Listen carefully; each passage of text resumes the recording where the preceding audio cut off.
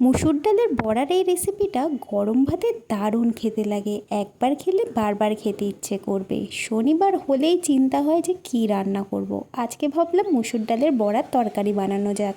নিরামিষের দিনে রান্না নিয়ে খুবই চিন্তা হয়। এখানে দেখো আমি মুসুর ডাল কিছুক্ষণ ভিজিয়ে রেখেছিলাম 1-1.5 ঘন্টার মতো। ভালো করে ভিজে গেছে। এবার জলটা ছেঁকে মিক্সিং জারে নিয়ে নিয়েছি 2 কাঁচা লঙ্কা আর 3 কোয়া রসুন। আমরা নিরামিষ খাই ঠিকই, কিন্তু পেঁয়াজ রসুনটা কিন্তু আমাদের বাড়িতে খাওয়া হয়। তাই জন্য আমি আজকে রান্নাটা পেঁয়াজ রসুন দিয়েই করছি। তোমরা চাইলে আদা জিরে বাটা দিয়েও করতে পারো। এখানে দেখো মুসুর ডালটা একটু আধা ভাঙা টাইপের আমি পেস্ট করে নিয়েছি। তারপর একটা বাটিতে ঢেলে তার মধ্যে একটু নুন, হলুদ আর 1 চামচ বেসন দিয়ে দিচ্ছি। ব্যাস, এর মধ্যে আর আমি কোনো মশলা অ্যাড করছি না। এরপর এটাকে খুব সুন্দর করে মেখে নিয়েছি। কড়া গরম করে কড়ায় একটু সর্ষের তেল দিয়ে দিয়েছি। তারপর এর মধ্যে আমি একে একে বড়াগুলোকে দিয়ে দেবো।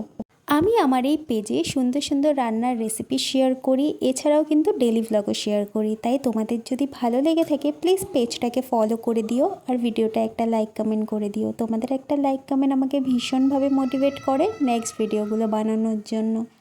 এখানে দেখো বড়াগুলো এপিট ওপিট আমি লাল লাল করে ভেজে তুলে নিচ্ছি। আর এদিকে আমি আলু ছোট ছোট করে কেটে রেখেছি। বড়াগুলো তুলে নিয়ে আলুগুলো আমি এই কড়ার মধ্যে দিয়ে একটু লাল লাল করে ভেজে নেব। এদিকে আমি একটা ছোট সাইজের পেঁয়াজ আর একটা টমেটো কেটে নিয়েছি আর একটা কাঁচা লঙ্কা। আলুগুলো একটু লাল লাল করে ভেজে আবারও তুলে নিচ্ছি। তারপর কড়ার মধ্যে আর একটু তেল দিয়ে দিচ্ছি। দিয়ে দেবো একটু গোটা গরম মশলা আর একটুখানি জিরে ফোড়ন। তারপর একটা পেঁয়াজ এইভাবে আমি দিয়ে একটু নাড়াচাড়া করে নেব।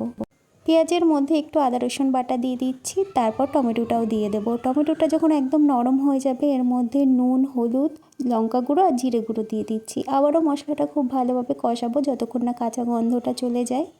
আমি অনেক রকম ডালের বড়ার তরকারি খেয়েছি, কিন্তু আমার সবথেকেই মুসুর ডালের বড়ার তরকারিটা খেতে বেশি ভালো লাগে। এটা ঘি গরম মশলা দিয়েও করা যেত, কিন্তু আমি ঘি দিচ্ছি না। কী দেবো সেটা তোমরা দেখতেই পাবে। তারপর এর মধ্যে একটুখানি জল দিয়ে মশলাটা ভালোভাবে কষিয়ে ভেজে রাখা আলু আর বড়াটা দিয়ে দিলাম। আবারও একটু নাড়াচাড়া করে এর মধ্যে আমি একটুখানি জল দিয়ে দেবো। জলটা আমি একটু বেশি করেই করছি, কারণ আমি এই তরকারিটা একদম হালকা পাতলা করে করব আর কি। খুব বেশি ঘন ঘন ঝোল হবে না, তাই জন্য আমি একটু বেশি করেই জল দিয়েছি। আর জলটা দেওয়ার কারণ হচ্ছে আলুটা সেদ্ধ হবে, বড়াটাও ভালোভাবে নরম হবে। আর ঠান্ডা হয়ে গেলে বড়াটা কিন্তু অনেক ঝোল টেনে নেয়, সেই কারণে আমি একটু জল জলই তরকারিটা রাখবো। এখানে দেখো আলু আর বড়াটা খুব ভালোভাবে নরম হয়ে গেছে। এরপর আমি 2টো আলু এইভাবে একটু ভেঙে দেবো, এতে বড়ার টেস্টটা একটু ভালো হয়। তো আলুগুলো দেখো একটুখানি ভেঙে দিলাম। তারপর একটু নাড়াচাড়া করে লাস্টে আমি এর মধ্যে কিছুটা ধনেপাতা দিয়ে দেবো।